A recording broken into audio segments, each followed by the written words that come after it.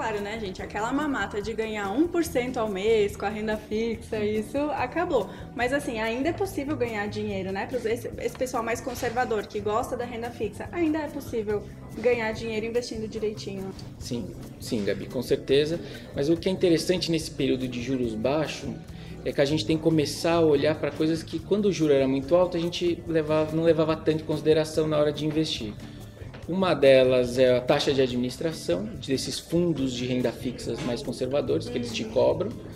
E impostos também passa a ser importante o quanto você é tributado nesse investimento. Porque veja, os fundos conservadores de renda fixa, você paga uma taxa de administração porque você está comprando um serviço daquele gestor de administrar seu dinheiro.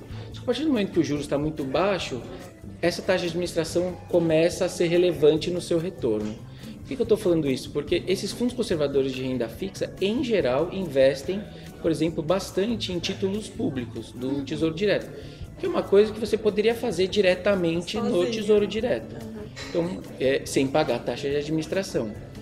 É nessas horas que começa a ser interessante, por exemplo, veículos como o Pine Online, né, do banco, onde você tem acesso aos CDBs do banco, que grosso modo rendem algo atrelado ao CDI, que no fim do dia é mais o rendimento desses fundos de renda fixa conservadores não é muito longe do CDI, se você não paga essa taxa de administração. Outro ponto que passa a ser importante, como eu falei, é a tributação, né? Quando o juros está muito baixo, a tributação é relevante no seu rendimento. E aí eu volto a citar o Pine Online, onde você tem acesso às letras de crédito imobiliárias ou letras de créditos do agronegócio, as tais LCI e LCAs que já estão ficando famosas, que são isentas de imposto de renda, né? Então, no momento que os juros é tão baixo, pagar ou não pagar imposto passa a ser bastante relevante. Então, cresce, assim, ainda dá para ter um bom, respondendo sua pergunta, ainda dá para ter um bom retorno com renda fixa, mas o investidor agora precisa ser um pouquinho mais ativo.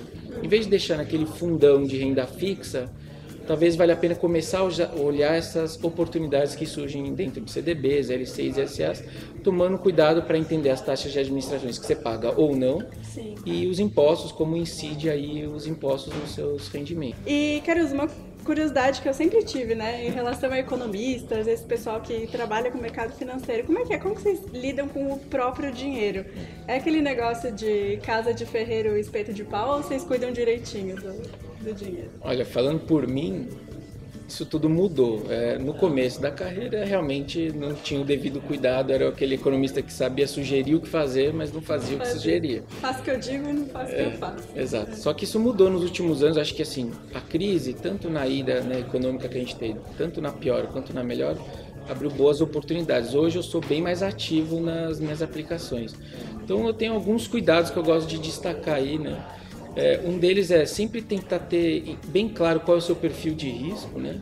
É importante entender qual é o seu apetite, o quanto você aguenta de risco, porque isso vai te dizer o quanto você deveria alocar mais em renda fixa, que é um pouco mais conservador, quanto em renda variável, fundos, etc, multimercados. Que só traduzindo é o quanto você está disposto a perder de dinheiro, né? O quanto você pode perder de dinheiro. Exato. Porque assim, a gente tem que ter em mente que se a gente quer um retorno maior, esperado maior, em geral isso conversa com ter mais riscos no jogo. Então, uma coisa que eu tento é adequar bem isso na hora de definir o que eu faço.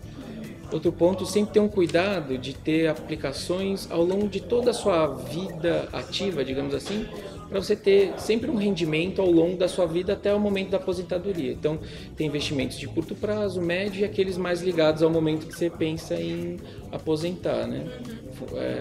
Títulos do Tesouro que sejam mais longos, em geral conversam com o seu momento de aposentadoria, mas no meio do caminho tem outros com vencimentos mais curtos. Basicamente são os pontos que eu olho são esses: adequação de risco retorno, para daí definir para onde eu vou e tentar ter um cuidado de ter investimentos ao longo da sua vida ativa, né? Legal. E é tudo que você faz para você. Você tem a sua reserva de emergência, tem o seu investimento de longo prazo, de médio prazo. Legal. E obviamente imagino que você invista aqui nos títulos de renda fixa do Pine, né? Você até comentou antes CDB, LCI e LCA. Eu queria, entre esses, qual que você gosta mais e por quê?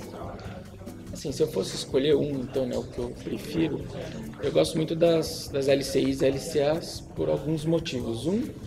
Como eu já falei, acho que por ser isento de imposto de renda, isso já quando você faz a devida conta de quanto está te rendendo aquilo, você tem que considerar o imposto que você deixou de pagar, né? Porque você sempre tem que comparar versus outras opções de investimento. Tem aquela que você paga imposto, essa você não paga, então você teoricamente tem que colocar na conta o quanto você deixou de pagar de imposto de renda. Isso é um ponto que eu acho que é interessante, a gente sabe que o imposto nesse país é super alto, então isso é relevante. E ponto 2, a gente tem aquela garantia, aquela proteção do FGC, né, o Fundo Garantidor de Crédito. Importante. Se você, até 250 mil investido no mesmo, né, CNPJ, o mesmo CPF no mesmo CNPJ, quer dizer, no mesma instituição financeira, você tem ali uma proteção caso você tenha algum problema naquele emissor da LC e da LCA. O FGC cobre, né? Ele te devolve o que rendeu até o momento que eventualmente teve um problema. Então você tem um retorno interessante, apesar do CDI estar caindo, está trazendo o retorno para baixo, mas você não paga imposto, então acho que isso é relevante na ponta do lápis. E 2, você tem essa proteção do FGC. Bacana. E fora a renda fixa, né? Quais que são os seus investimentos favoritos? O que você gosta mais de tudo que está disponível no mercado hoje? Assim, contextualizando, como a gente falou, o juros está super baixo. O que eu percebi é que para ter mais ou menos o retorno esperado que eu tinha antes, como a gente falou, eu tive que começar a caminhar para alguns investimentos um pouco mais arriscados. Porque isso está adequado ao meu perfil de risco, certo? Sim, exato. Então assim, além das LCAs que eu falei no lado conservador, agregando um pouquinho mais de risco aos meus investimentos, eu comecei a olhar com mais cuidado os fundos multimercados que tem por aí. Já que ali você, paga uma taxa de administração, mas você efetivamente está contratando o serviço de um gestor experiente, que vai estar olhando todo dia para os seus investimentos e vai ser um pouco mais ativo. Seria mais difícil de você fazer sozinho, né? Exato. Que não é igual investir no tesouro, que é muito mais fácil do que você fazer toda uma estratégia de um fundo multimercado. Exatamente. Então você tem um ano que os juros é baixo, um ano eleitoral, tudo isso é complicado de fazer leitura de cenário. Eu acho que faz sentido você pôr uma parte do seu dinheiro na mão de um cara mais experiente que faça uma alocação mais ativa daquele dinheiro. Eu tenho olhado multimercado, com mais cuidado. Legal, uma dica muito boa, gente. Caruso, e só pra gente fechar a entrevista, a gente já tinha falado de juros, mas agora voltando um pouquinho nessa pergunta, né? Pra quem quer concretizar algum sonho, às vezes a pessoa quer financiar um carro, financiar um imóvel, essa janela que a gente tá vendo de juros baixos, é sustentável ou vai ser uma coisa igual o último afrouxamento monetário que a gente viu, né? Que a Selic caiu, mas depois subiu de novo. Qual que é a expectativa de vocês? Por quanto tempo isso vai durar? Certo. O próprio Banco Central diz que esse juro é expansionista, né? Então o que ele quer dizer com isso é que ele está abaixo de alguma ideia de taxa de equilíbrio, para tentar aquecer a economia, já que o desemprego ainda é muito alto e a inflação está muito baixa. Então o que ele está querendo dizer, em algum momento ele vai ter que subir esses juros. Só que assim, olhando as várias variáveis econômicas que a gente tem, algumas posturas novas que a gente passou a adotar do lado econômico, a gente entende aqui que a gente pode começar a experimentar juros mais baixos a partir daqui. Mais baixos do que olhando para o passado. Não tão baixos quanto 6,5, mas um pouco melhores.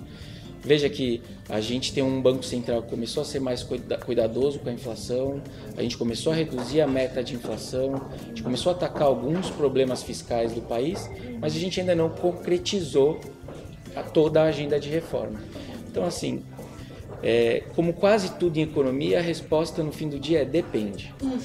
Eu acho que os juros vai ter que subir a partir daqui, mas o quanto ele vai ter que subir vai depender, infelizmente, das eleições desse ano. Então a política vai influenciar isso tudo.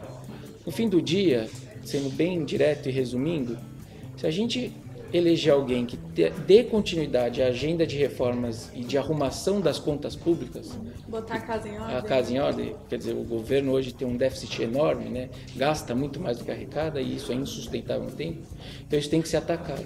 Se a gente eleger alguém que continue atacando essa agenda de reforma, existe uma boa chance de a gente começar a experimentar patamares históricos baixos de juros. Como eu falei, não em 6,5, mas não aqueles 2 dígitos de Selic que a gente 14, viu no passado. Né? Exato. Então tudo vai depender da escolha do eleitor. É isso. Bacana. E aí, então, para quem está pensando em pegar um empréstimo e fazer o financiamento, então talvez agora já seja uma janela boa. A pessoa não precisa, talvez não precisa se desesperar para pegar já agora, porque a gente ainda pode ter esses juros em uma casa, em um dígito, né, como você falou. Sim. Não precisa correr agora para fazer tudo agora.